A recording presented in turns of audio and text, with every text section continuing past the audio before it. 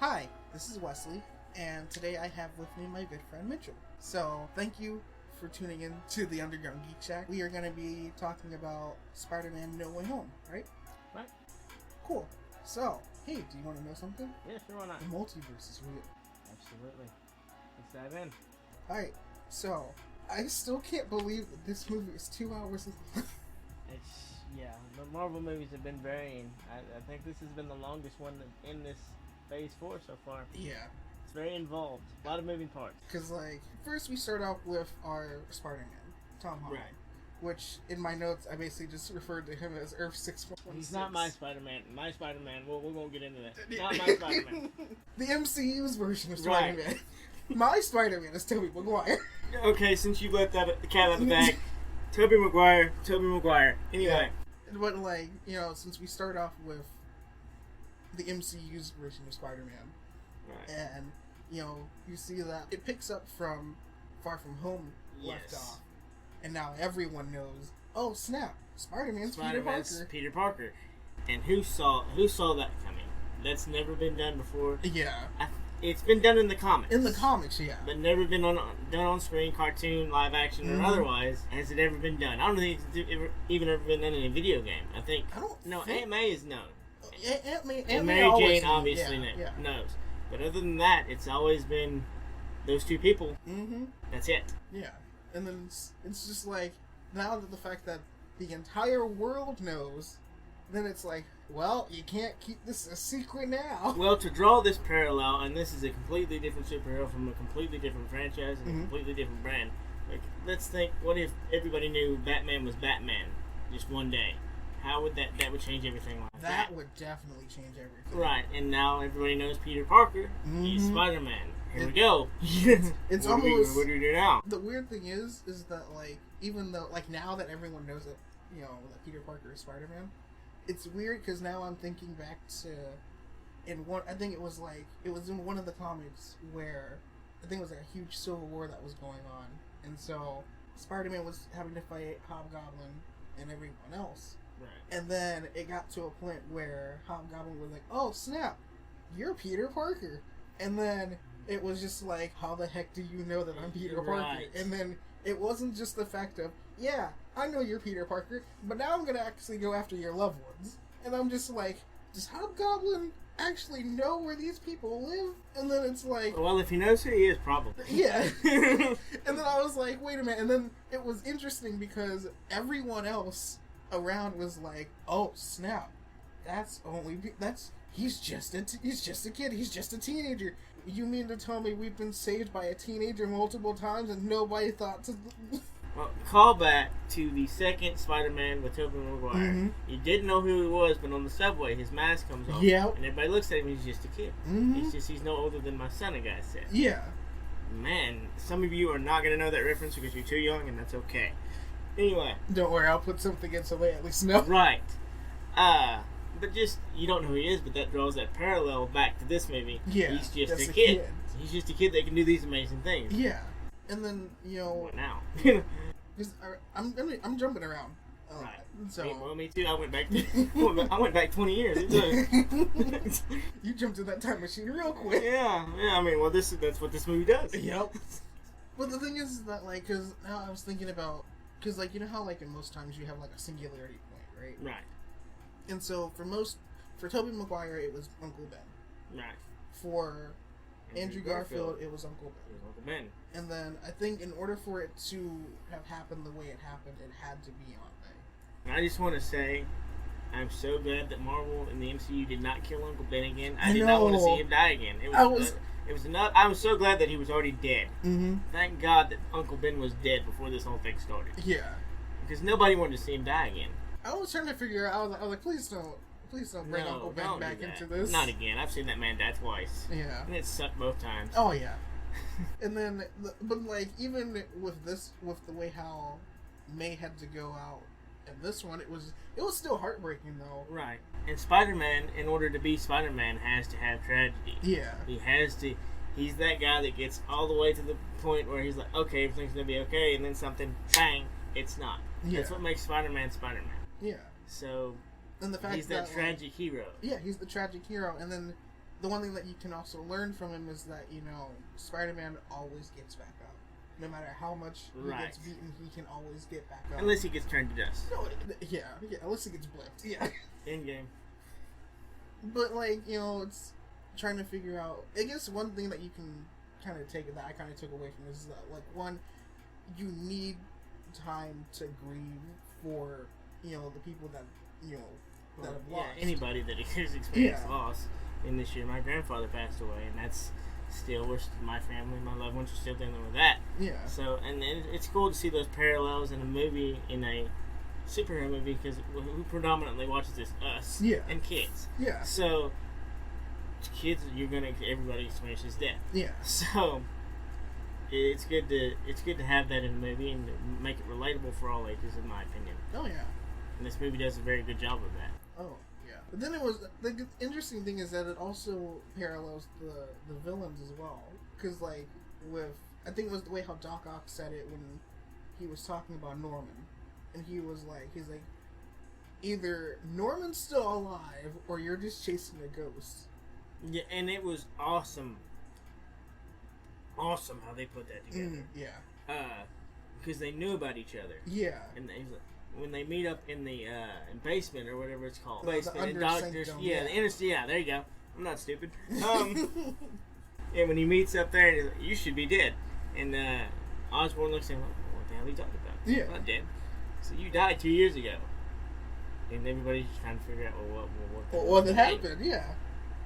And then it was just cool to see those characters interact because you never got to see them interact before. Yeah. In the original movies. And then even Sandman commented on it too when he was like, yeah, he was like Osborn, you died by your own glider, and then he was like, Otto, you sat there and you died in the river. And I was like, it's weird because like as I was watching this, I was like, oh yeah, that's right, all three of you are from the same universe. Yeah. Yeah, it was definitely. I've never seen a movie do that before. Oh yeah. So and it brought so many movies together, including Amazing Spider-Man. Mm-hmm. And then you had what's his name? You had Jamie Foxx. Jamie Foxx, yeah. I watched this movie yesterday, Max. buddy. I swear to God, Max. What's his name though? Shock or Electra. There you go, Electra. Yeah, he. I'm so glad that he wasn't blue.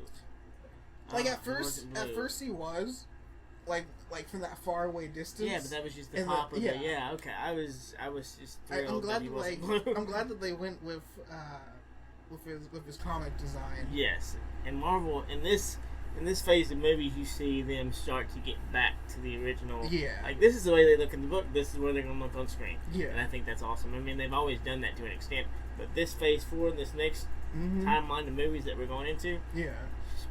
Jeez, they were like, I'm just gonna say, even the fight scenes in this were fight scene in the apartment with the Green Goblin and Spider-Man. I didn't care who won. Like they were both just beating the hell. They were just. It was literally a boxing match. It was great, and William Dafoe, he did all of his own stunts. Yeah, he's 70 something. I think he's 70. Yeah, he's lucky he didn't die. Because like. When I heard that William Dafoe was gonna do his own stunts, I was like, "Are you sure about this? Are you sure you don't want to get someone else?" That's the only way he would do the part, though. Yeah, and it was good on him because he did really good. No, the fight scene in the apartment, that's one of the best that Marvel has ever done in a movie, in my opinion. Yeah. Heck, even the laugh from Goblin that he did when he was just getting wailed on. And then when he just started laughing, that even sent chills down my spine. And I was like, at the time, this is a completely different franchise, completely different movie. WB, if you're watching this, you missed the ball. He should have been the Joker at some point. You really dropped the ball on that. He's perfect. Anyway, yes, he's just a great actor. Oh, yeah. Anything he's in. Oh yeah. Anything he's in, and he is the Green Goblin. I wouldn't have liked any. If they recasted that, I wouldn't have liked it. I wouldn't have liked it. I wouldn't care who you got. First person that would have automatically popped into my head was Willem Dafoe. Nobody's gonna top Willem Dafoe. Yeah. Ever. You can't recast Iron Man now because he played it so well. Yeah. Who do you get to play Iron Man? You don't. Yeah. Iron Man's dead. That's it. Yeah. No more Iron Man. Because like, I think when we got like teaser trailers for Doctor Strange and the Multiverse of Madness, and everyone was like, "Oh, we should get Iron Man," and I'm like, "How?" They were gonna do Tom Cruise, and I think, I'm not for sure. Maybe this was just a rumor. They did film some scenes. I don't know if this is a real thing, but I'm so glad if they did, they didn't use it, because I don't need to see another Iron Man. I don't care. If I want to see any Iron Man, I want to see. I want to see Robert Downey Jr. Yeah. Period. He's Robert Downey Jr. in every universe, and the Green Goblin should be the Green Goblin in every universe. Yeah. Like. And the hints to other movies that are coming up with this one, of course, you're going to get the Hobgoblin with Ned. You get, And then Doctor Strange mentions it when they're on the Statue of Liberty. Did you just open up a portal? Interesting. He's the Hobgoblin. Now he doesn't know who Peter is. Yeah, so, that's true. You're finally going to get to see them fight. Now that I think about it, because remember when they were sitting there making the cures for everyone, and Ned sat there and he was like, "I promise I won't turn into a supervillain and try to kill you." Yes, no. And then now the fact that he doesn't know who Peter is, that hurts. And not like when you actually think about it, and when that actually comes to fruition, you're like, oh. And then the most painful thing about the movie to me is not even Aunt May dying. It's the fact that nobody knows who he is. He just went through this loss. He saved the world. And nobody knows. Like, they know Spider-Man. They just don't know Peter Parker. The girl that he loves doesn't know him. His best friend doesn't know him. Like, and he just lost his mom, his aunt, mom, everything. He lost everything he knew. Yeah. And we didn't see it, but he lost his uncle. He has no one. Everybody. This is horrible. And then also the fact that, like, you know, all of his grades and everything have basically just been stripped. So literally nobody. He is like Peter Parker. He's living in a trashy apartment like God intended Spider-Man to live. I was so happy with that. When I saw every that, Spider-Man has lived in a crappy apartment. Every one of them. Yeah, because like when I saw that, like the first thing that popped into my head was the Spider-Man PS4 game, and I was like, yo, that's from the game. I was waiting for the Russian chick from the original trilogy to walk out and say, "Welcome to your apartment." I wanted that to happen so bad. Like, you can't have Mary Jane, but you can have her. You can start anew. That would have been interesting. I would have laughed. I would have loved it. Man, like, they put so many. I'm also like kind of surprised at the fact that they even had a Stan Lee lookalike. Yeah, in the film too, and it's so weird. Not seeing him in the movies. There's something missing from every movie, every series, because he was in everything. Everything, yeah. He's not even in the series. I mean, he's dead. Yeah. R.I.P. Stan Lee. Yeah. But I always lent his voice to and it was his cameos were always funny, like everything, and like the one in Deadpool. Yep, like, that was hilarious. Think about the Amazing Spider-Man sitting there as the librarian. Yeah, like two monsters, superhero and a monster fighting each other. You're just doing his own thing. That's exactly what a normal person would do, though. Like, all right, I'm 90. If you kill me, you kill me. Yeah. And so I'm gonna keep. But and then Andrew Garfield coming back was cool. Oh yeah. And Tobey Maguire, the real Spider-Man, everybody. Him coming back was cool, and them guiding him. Oh yeah. I wanted him to kill the Green Goblin so bad. I wanted him to die. Part of me was like, do it. Just kill him. I was like, it's okay. And then part of me was like, he ain't gonna do it though. You get a gimme on this one, Nick. You know? It's alright. And it's just cool the fact that, like, to see how each one of them went to go fight their own, fight their own villain. And you got closure. Because, really, I mean, especially the Amazing Spider-Man. Oh, yeah. They didn't finish that trilogy yet. Yeah, that's true. So you got no closure with that. And then there was supposed to be more Tobey Maguire Spider-Man, and there should have been. Venom killed that. We'll get into that in a second. But there was no closure. And you kind of got that, okay, now we can move on. Yeah. And that was cool. And then, like, even when Andrew Garfield, when he sat there and took out Electro, and then he was like, Max, and they were talking and like, they're just sitting there just talking, and then I just like how Max was like, he was like, in all honesty, I thought you were a black guy, and I was like, it was Miles Morales. It was Miles Morales, and I was like, yo, that's a nod at Miles, and I was like, all right. I think he's gonna show up eventually. I'm pretty sure. He's got to show up for it. Because in the original Homecoming, the guy that he traps in the parking garage, his uncle. is Miles Morales, his uncle. Yeah. So bet you didn't know that. Go back and listen to it, you'll know. But yeah, it's cool how there's always been little Easter eggs with Marvel, but they're really just dumping them on with this movie. Oh yeah. And it was really fun to watch. I mean, it came out almost how long ago? But rewatching it again this week, I forgot how good it was. I mean, it's one of the best Marvel movies that has ever come out. Oh, yeah. And Doctor Strange was great in it. The fight between him and Doctor Strange. Yeah, that one. That was awesome. That one was good. And he beat him with math. Who would have thought? You know, math. Well, Peter Parker, yeah, maybe. Mm-hmm. But yeah, the one thing I didn't like about it is it kind of made Doctor Strange look vulnerable. Like, he doesn't need to look vulnerable yet. Yeah. Leave that for the Multiverse of Madness. Oh God. That's another show entirely. I don't think you'd be able to air that. It was interesting, and I'm looking forward to seeing what they do with the character. I believe that Hobgoblin's obviously next. Oh yeah. If he's not next, he's next to next. Yeah. I know, because definitely if they go into the whole Hobgoblin thing, that's gonna have to be something that's gonna be like really good. Yeah, that's a 3-hour movie if they yeah. do it right. Yeah. And then you got Venom. You got Venom at the end, the post-credits scene. Venom. Yeah. Tom Hardy was just sitting at a bar and then he just disappears, and I was just heartbroken because I wanted to see that so bad. But then you get that little symbiote from him. So we'll see where that goes. Who does the MCU? Obviously, they're not going to use Tom Hardy. They're not going to, because if they were going to do it, they would have done it right then. Yeah. Who do you cast as Venom? It's hard to have two versions of a character in two franchises. That is it can true. be done. It can. But it's hard, because if somebody nails a character and this guy goes over here and screws it up, then what do you do? No, honestly, it makes that movie bomb. I don't really know. Because at first I was going to say the dude who did Venom the first time. Or have we already met the guy who's going to be Venom? I mean, have we met Eddie Brock? Kind of, sort of. Kind of. Yeah. I mean, it's... What I would do is I would get away from Eddie Brock, because it's a different universe. It's a different Flash Thompson. Yeah. Flash Thompson. Yo, that would be good too. That's what I would do. I hate that. I hate whoever you are. If you're watching, I don't like you as an actor. You suck. That's my Venom. But it would be, because there has been... Yeah, Flash Thompson was Venom at one point.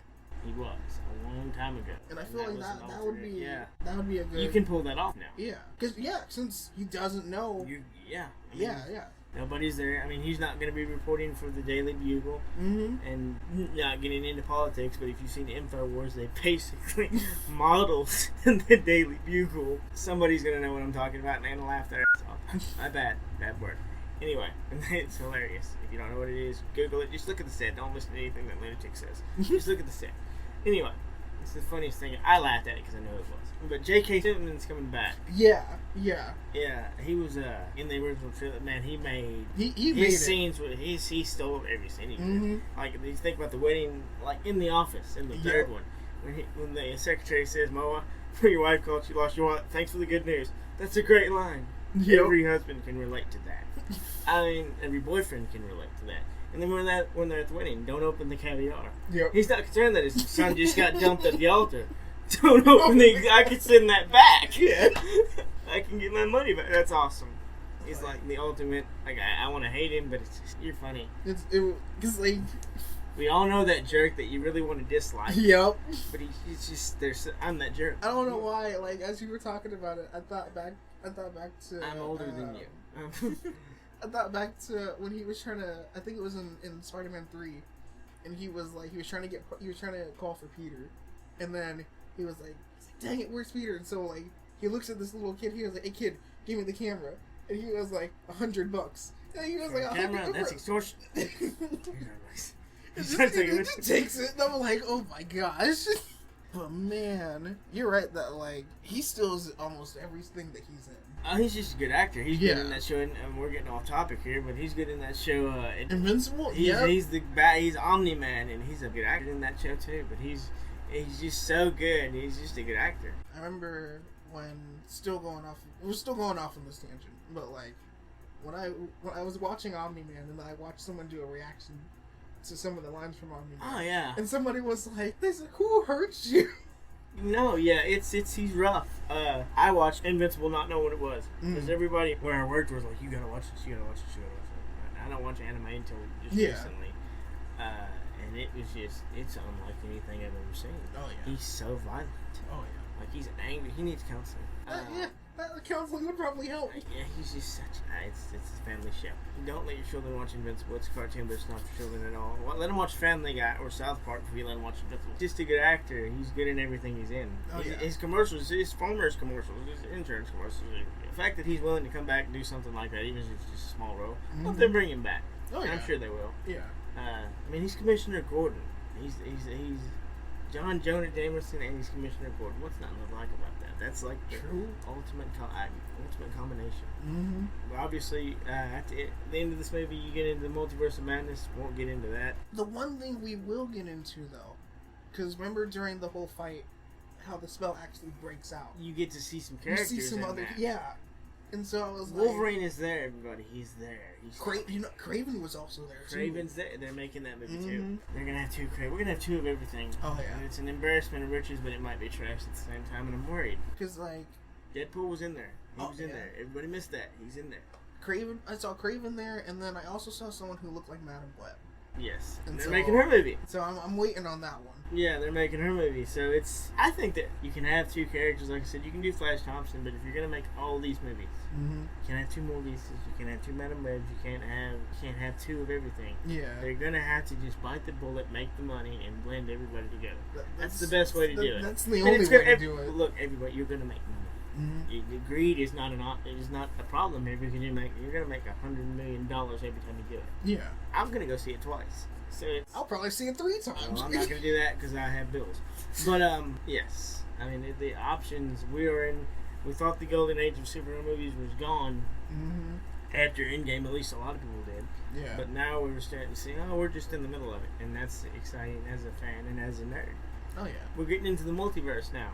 With the original saga, you kind of knew where it was going. There was always, okay, we're headed to Avengers, we're headed to Ultron, It's like everything kind of like a Thanos. Especially after the first Avengers, okay, Thanos is coming. Yeah. 8 years, Thanos was coming. Yeah. Because you have the waited 8 years for this man. I could have became a doctor. It took him 8 years to get here. Yep. And then he just kills everyone, and it was wonderful. With that one snap. It was wonderful. I was so happy when he won. Everybody was crying. I was like, yes. But he needed to come in and kill everybody. You've been waiting for these guys so long. If they would have killed him in the first movie, would you have been pissed? Oh, yeah. Yeah. No, you've been angry. Everybody, don't say you wouldn't. You would. Yeah. Because you waited so long. It's like, if Superman gets beat by Rocket the Raccoon, how mad are you? He's Superman. It's Rocket. You like Rocket the Raccoon, but can he beat Superman? No. It was Thanos, and now who is it? Because you got Secret Wars. You got the what do they call the shapeshifters? Oh, the aliens. The Skrulls. Skrulls. Okay. Yeah. You got them, but we haven't really seen them. Because the only time we saw them was with Miss Marvel. Yes. No, not Miss Marvel. Captain Marvel. Miss Marvel. That was a good show. But Captain Marvel. Yeah, that was the only time. Well, was it? No. They're in Loki. They were in Loki. Yeah. Because they were in Loki, and then they were also in Far From Home. I'm just saying, it pissed me off, and they had Infinity Stones as paperweights in that show. Right. It just killed it for me. Because they were so powerful, and now they're just paperweights. And that doesn't make any sense whatsoever. They got a bunch of them in a drawer. What do I know? I just work here. Yeah. Even Loki was like, yep. This doesn't make any sense. So, obviously we got Kang to deal with now. Yep. He's going to become more prevalent in the next batch of movies coming out. I'm glad that the big bad is going to be more present this time. Yeah. You don't have to get a clip here. I was so excited in Guardians of the Galaxy when Thanos showed up on the throne. I was like, yes, he's going to do something, and he just doesn't. Yep. But Kang is going to do stuff, everybody. He's going to kill people, and it's going to be great. Oh, yeah. I mean, because we've been waiting for Kang for I think he'll show up in Guardians. He has to. I'm pretty sure. Yeah, I was about to say he kind of has to show up. He has to, because some of them are going to die, and it's going to be wonderful. I like dark stuff. Okay, I want people to go away. Like Drax needs to go away. I don't like Drax, and that's going to be a very unpopular opinion, you know, but I don't like him. It's good to have a big bad that's going to be present. I don't like Ant-Man personally. I like the second one. I didn't like Ant-Man. Just doesn't do it for me. But Quantumania, I mean, you're going to get into that. Captain Marvel, she's gonna be in outer space dealing with Skrulls. You got Secret Wars coming up. You got a bunch of different stuff. It's a lot of moving parts. This movie was a crash course on what we're gonna have to deal with going forward. And then Multiverse of Madness, you got another crash course. And now you also got to deal with the new Black Panther too. Now they shouldn't. Well, if anybody but his sister gets that mantle, I'm gonna be pissed. Yeah. Because that's how it happens in the comic books, boys and girls. Reap Chadwick Boseman. I'm glad they're acknowledging that he's dead. Yeah. And that's sad, and that sounds very morbid, but he's gone. And everybody knows he's gone in real life. Because, like, the thing is that, like, even though... Because, like, it's not only, this character is gone, but he himself is gone. And I'm glad that, like, they were like, alright, how are we going to make this film without him? And so... Well, you couldn't have it where he just went away. Yeah. Either. Okay, he just don't want to do it anymore. Well, that doesn't work. Yeah, because then everyone's like, what the heck?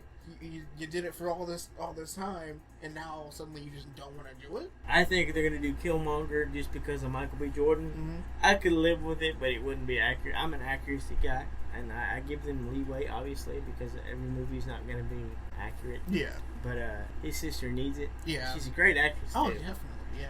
And it makes the most sense. I'm looking forward to that. I'm looking forward to everything they do. Oh, yeah. Really, She-Hulk I could probably skip, but Daredevil's in it, so I'm not going to. And Daredevil in this movie. Oh, Nobody cared about Daredevil in it, because you people make me angry. If you didn't care about Daredevil, you're not a fan.